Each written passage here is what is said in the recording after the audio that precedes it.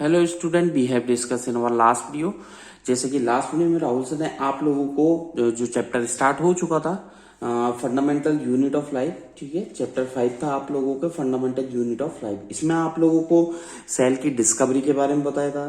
फिर Robert Hooke जो कि एक इंग्लिश साइंटिस्ट थे, ठीक है, उन्होंने एक स्मॉल जो एंटिटी को डिस्कवर किया था और क्या ऑब्जर्व किया था कि कॉर्क, जो एक थिन शेविंग ऑफ कॉर्क को ऑब्जर्व किया था।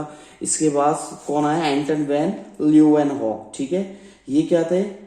एक डच माइक्रोस्कोपिस्ट थे जिन्होंने एक टेक्निकली एडवांस माइक्रोस्कोप बनाया था जिससे सेल को डिस्कवर किया जा सका, ठीक है। सेल थ्योरी के बारे में राउत सर बता चुके हैं। आज की वीडियो में चलते हैं प्रोकैरियोट्स और यूकैरियोट्स सेल के बारे में राउत सर डिटेल से समझाएंगे। तो वीडियो को आगे बढ़ाने से पहले I would like to say to all of 9th class student of English medium of Kohu international senior secondary school Gangapur city, stay at home, safe at home. घर पे रहें, सुरक्षित रहें, साइंस को पढ़ते रहें। If you have any doubt and you carry any question, you can easily discuss to Rahul sir at any time. So let's come on the topic है non cellular organism. Heading डालिए non cellular organism. ये कौन से organism होते हैं? ऐसे organism जो कि किसी भी टाइप की सेल को कंटेन नहीं करते हैं, जैसे वायरस, ठीक है। दीज ऑर्गेनिज्म, इसमें लिख सकते हैं, हेडिंग डाल दी नॉन सेलुलर ऑर्गेनिज्म, इसमें लिखिए these organism, these organisms do not contain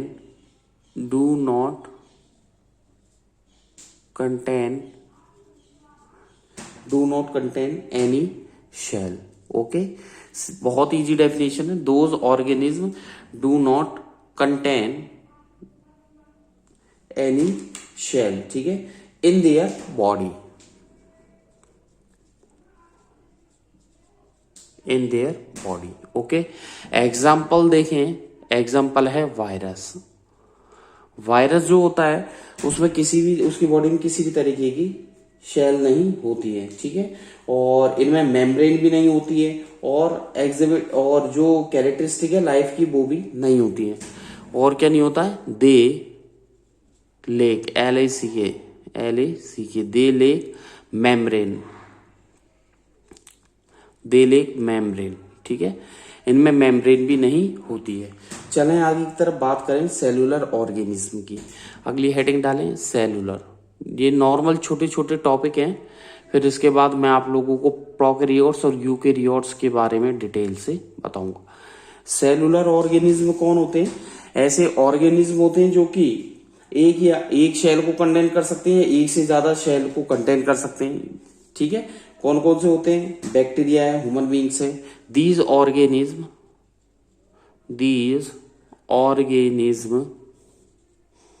okay contain either one or many cells in their body.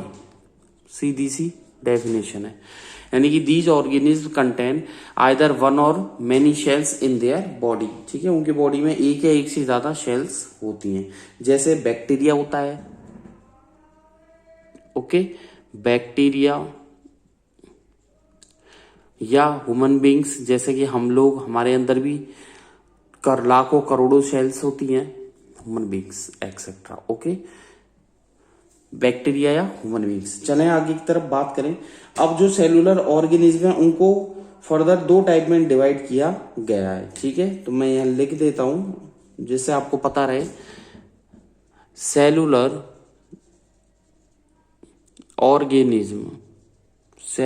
Organism okay can further, ठीक है, be divided into two types, okay, यानी कि cellular organism can further be divided into two types. दो type में divide किया गया है। Prokaryotes, first heading डाल सकते हो prokaryotes, PROKARYOTES,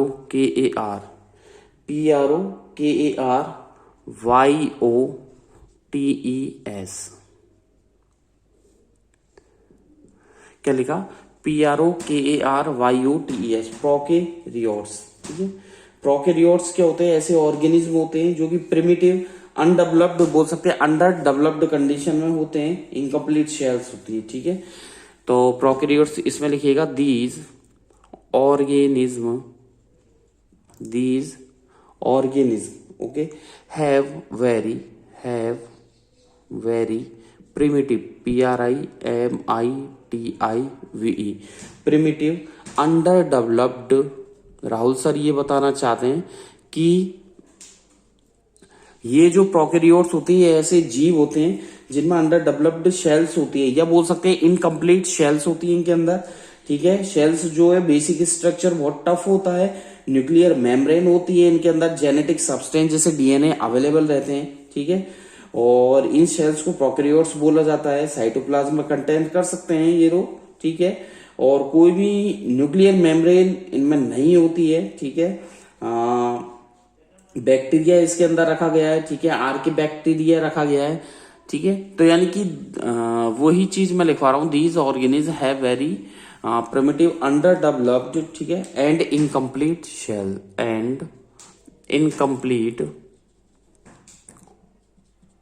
incomplete cell. Okay, full stop लगा दीजिए। फुल स्टॉप का लिखिएगा दीज शेल्स, ये जो शेल्स होती हैं, हैव ऑल, ये जो cells, the cells have all three basic structure, three basic structures of, ठीक है, a typical cell, a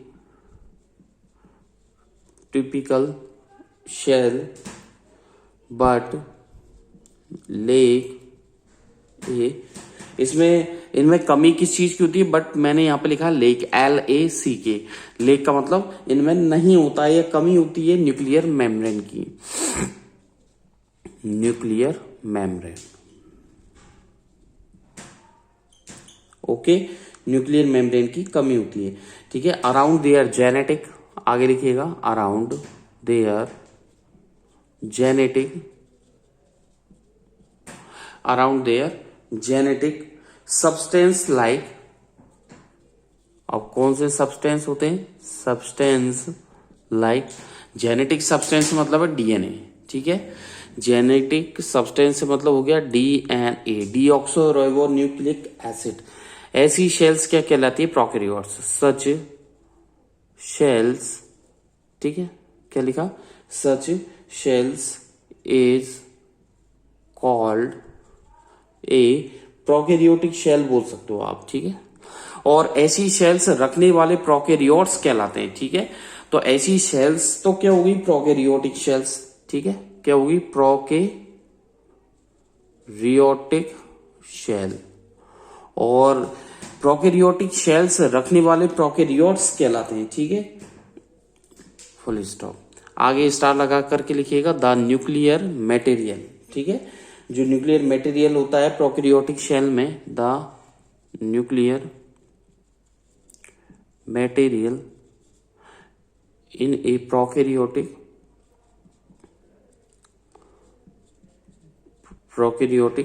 shell. तो न्यूक्लियर मटेरियल जो रहता है इन ए प्रोकैरियोटिक शेल, तो होगा क्या? ठीक है, प्रोकैरियोटिक शेल्स में जो न्यूक्लियर मेम्ब्रेन होती, न्यूक्लियर मटेरियल होता है, कंसिस्ट, जो कि क्या कंसिस्ट करता है? कंसिस्ट ऑफ ए सिंगल, ठीक है, कंसिस्ट ऑफ ए सिंगल, ठीक है, chromosome, that chromosome, single chromosome को कंटेन करता है, that is directly suspended, that is directly, आगे लिखिएगा सस्पेंडेड,